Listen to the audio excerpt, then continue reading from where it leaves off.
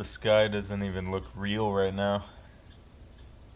We're used to beautiful sunrises and sunsets here with great orange colors, but this is just kind of like, it looks like a painting. It's really blue.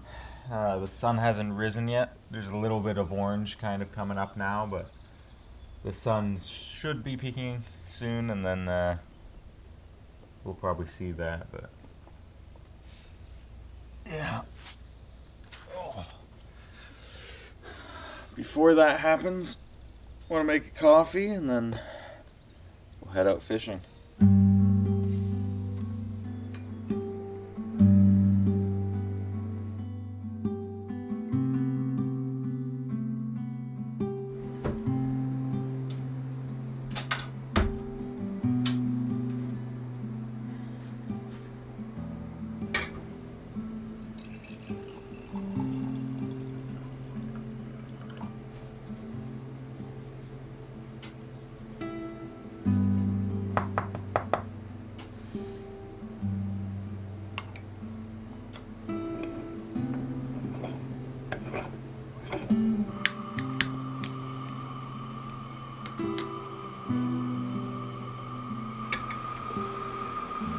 As you can probably tell, I'm not much of a morning person.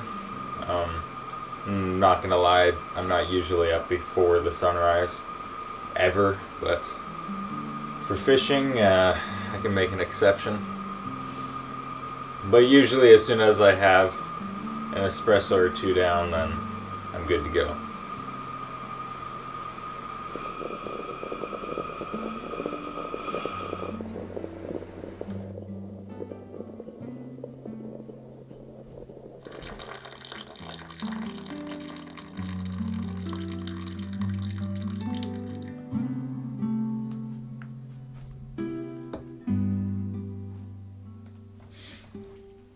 Cozy. Alright, so as soon as I finish my coffee, I'm gonna head over to our family cabin, which a lot of you have been asking where it is, and I keep meaning to show you, but keep forgetting. We are on the same 10-acre island. For those of you who know our family channel, the Epic Family Road Trip, you're pretty familiar with it by now. But for those of you who don't know, our family owns this 10-acre island in the Canadian wilderness, and we've been coming here ever since I was born. So it's a very special place for me. That's why I enjoy being here so much, and it's just a place of complete tranquility, and there's no one around, and you can just, be in the wilderness with no distractions, which is what I love about it. At this cabin and at all of the cabins, basically, there's no Wi-Fi or service, so you're completely off-grid, which I love. It's a 10-acre island, like I was saying, and there's a couple cabins on it belonging to our family. Our family's cabin is actually only about 150, 200 yards that way, so there's this ring trail that isn't marked or anything. It's just kind of well trodden around the entire island, and it leads to all the cabins eventually. And then there's a couple going through, but if you follow the one right outside my door, that way 200 yards or so, my family's cabin is there. So it's nice and close, which is really nice, especially for Lando, so then he can run by and see mom and dad, and yeah. But the plan for today is, or at least this morning, is to try and catch a pike. We have beautiful northern pike up here. Some of them can get really large, and I've never actually caught one before in my whole life of fishing up here. I haven't really tried. I've always just, when I was young, I'd go for, rock bass and bass, and then recently it's just been trout or bass as well. So I think it'd be fun to cast a few spinners and maybe do some trolling for pike this morning. And then we'll do some bass fishing later on to try and catch lunch. But yeah, so that's the plan. Finish my coffee and then execute. I wish I didn't have to get up to turn off the camera. I'm so cozy. I've got enough card space I can run for a little while.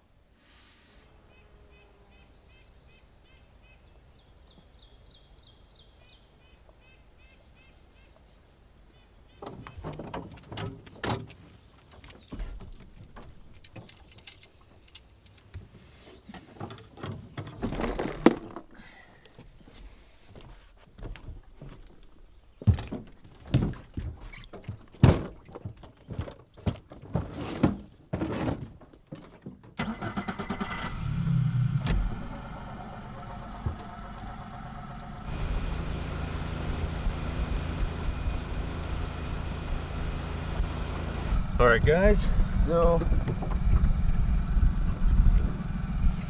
today I'm going to be using something called a dipsy diver to go fishing for pike. Got a little Williams wobbler spoon on the end of this line, which leads to the dipsy diver, and throw this in the water and show you guys what I'm talking about. So this little blue thing here. So as you can see, there's this line leading to the tip of the rod, this one leading to that spoon that drags behind. And what this does is when it's towing, it dips down like that. That's why it's called a dipsy diver. And it pulls and kind of sinks it down just like a downrigger would do. Obviously it doesn't go quite as deep as a downrigger, but it goes deep enough, especially for pike when you're trolling. And then when a fish bites, this lever comes loose, and then it slides up and kind of assists while you're reeling in, but also it just doesn't get in the way. It's no longer dragging, it just slides straight out of the water. So it's a pretty neat rig, and I'm gonna give it a try here. Not sure if you can even see me right now with that big sun glare, but I don't have a rod holder on the boat at the moment. So I just kind of have to hold it in between my legs as I drive, which isn't very comfortable, but at least the rod's in my hand, so I'm ready to act if something bites.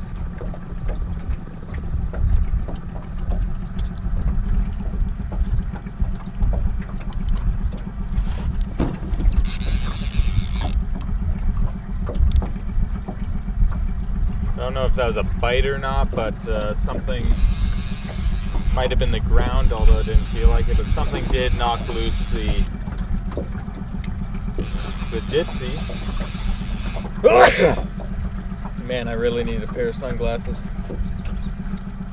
Alright, so I've been trolling for about 2 hours and 30 minutes so far with no luck. So I'm going to reel in this rod and then start casting and see if I can't catch a pike that way. There's a point behind me that I just trolled past that one of our friends caught a pike with a little spinner. I've got a spinner reel with a wacky rig, I believe it's called, so I might try that for a bit. Maybe that pole that I felt a while back was actually something. The lure is missing. That's sad, I like those. Well, no wonder I didn't catch anything for the past hour.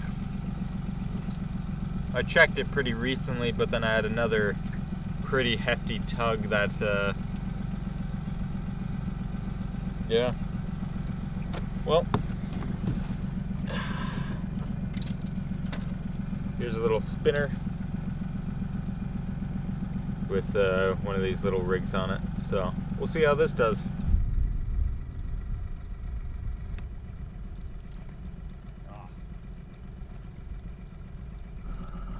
Alright, let's try somewhere else.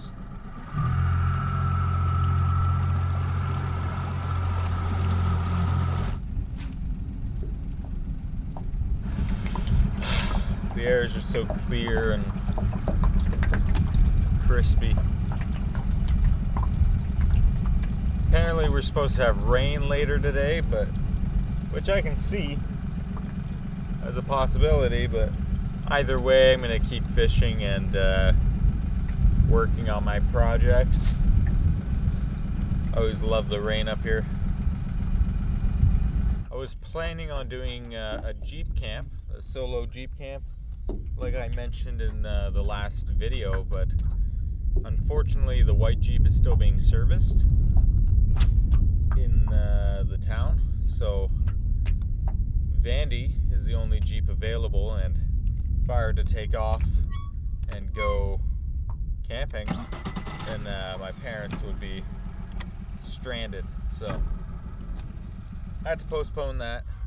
But I still think it's a really good idea. I think it'd be a lot of fun, and I think you guys would enjoy that. So still plan to head out and do a camping trip in the Jeep, and hopefully at some point do some travels as well.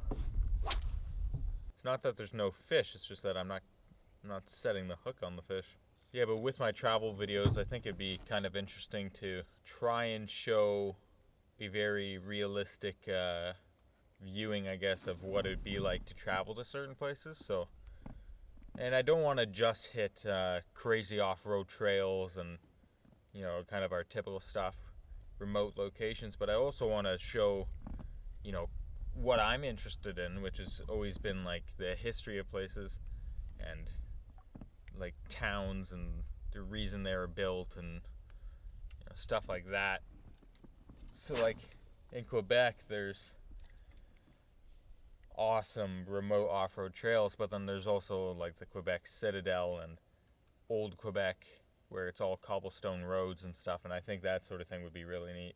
And Newfoundland and you know, places outside of Canada as well, but there's just so much neat history in all these places, and most of the time people don't see it because they're headed to the well-known destinations or the, you know, kind of touristy areas, so they don't even get to enjoy, you know, the real culture of the place they're visiting.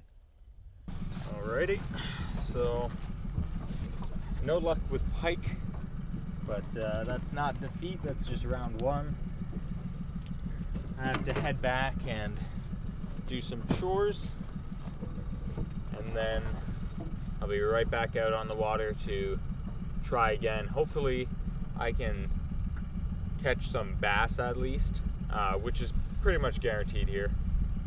Some eating sized bass for lunch, and then I'd be a happy man. So yeah, head back, hammer out the chores, get back on the water. That's the plan.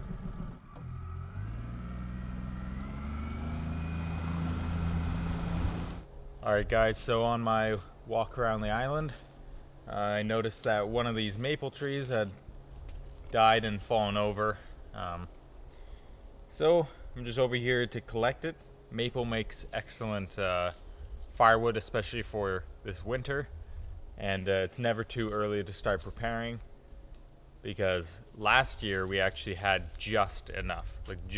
We ran out like as spring started coming around, so need to start collecting now, so then we got enough for winter. So I'm just gonna chop this log up into about 3 sections so it's easier to carry, and then I'll carry it back to our cabin, and then I'll chop it up there and then split it for firewood.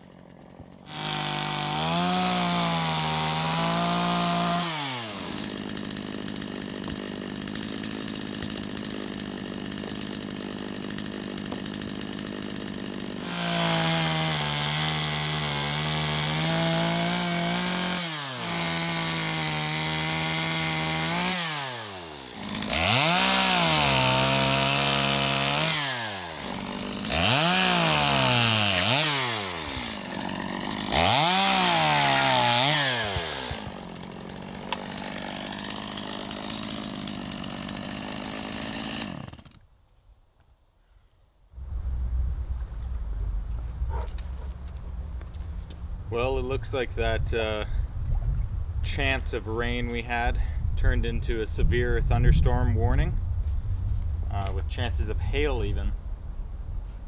And by the look of that front coming in, I'm not surprised. Those are some pretty thick, dark clouds. So I'm going to try and split up whatever needs to be split of that maple, and then obviously the thinner logs are just good as they are. And I want to select a piece of that maple, whatever is the sturdiest looking piece, to make a mallet out of, like I mentioned earlier. And if it starts raining, that would be the perfect inside project for a day like this. So we will see what the weather does. So far it's not looking too good.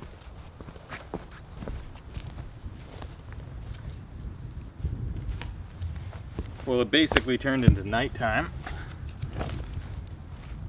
and the thunder is pretty intense, so I'm going to try and get as much of this done before I head inside. But I also want to head inside before I get struck by lightning.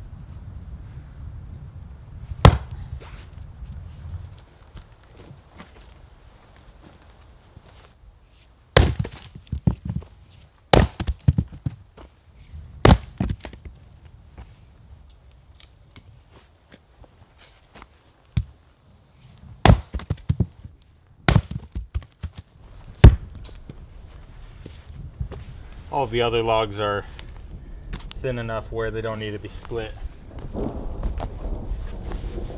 Well, the stuff like this is all fine. So, although I kind of wish it didn't need to be split, because this 13-pound maul is such a nice axe. So much fun to split with. Basically any piece of wood, even knotted wood, as you saw, just splits right through. It's a bit hefty to swing around, but it's definitely worth it.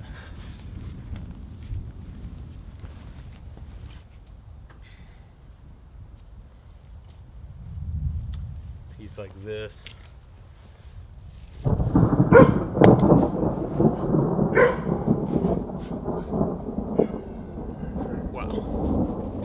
Alrighty. I'm gonna stack this and then head inside. I think this piece will be what makes up the mallet. It's the hardest piece. Some of the maple was a bit dry on the inside, but this one's solid all the way through. So yeah, this is gonna be a pretty decent storm. You know what? See myself a handle.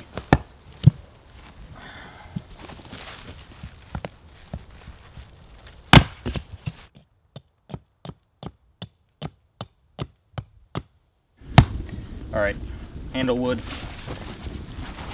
mallet wood. Let's get out of here.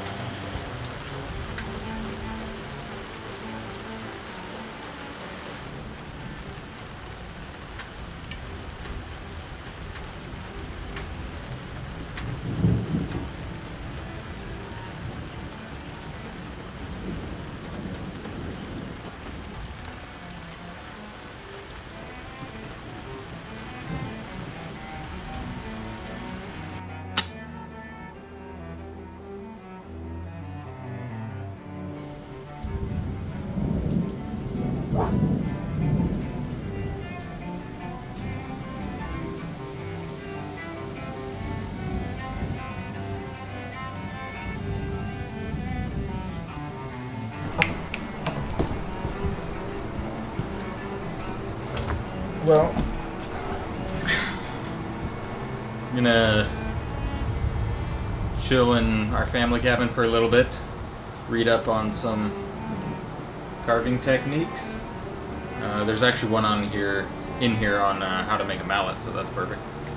And also comfort this poor little guy who hates storms. He doesn't understand what thunder is, so he thinks it's another dog barking, so then he goes nuts. And he's never been a water dog, so he doesn't like rain, so he just stays inside Like a little guy.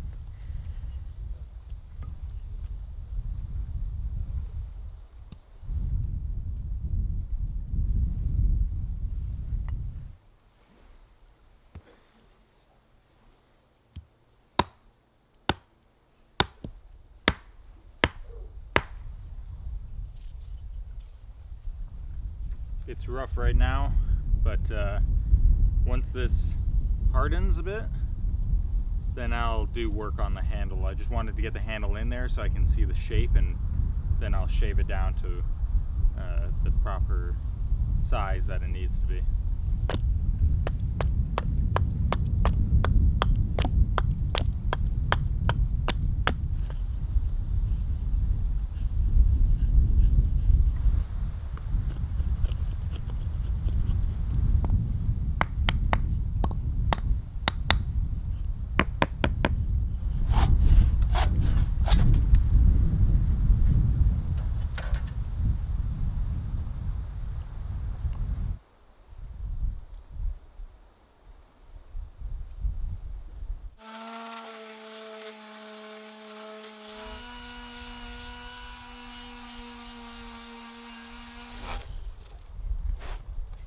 I think that's pretty much good. You can see the handle's nice and smooth now. It feels like a broomstick.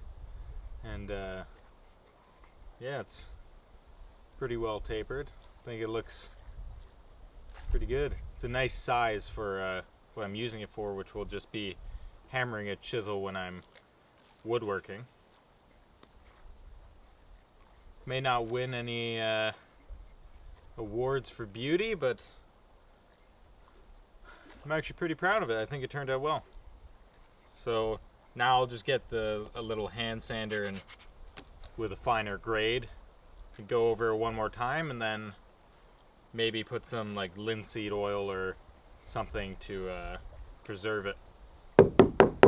So a little bit after I came back to work on the wood here, my dad went out fishing as well. for pike, and actually caught a pretty decent sized one. Whoa, whoa, whoa.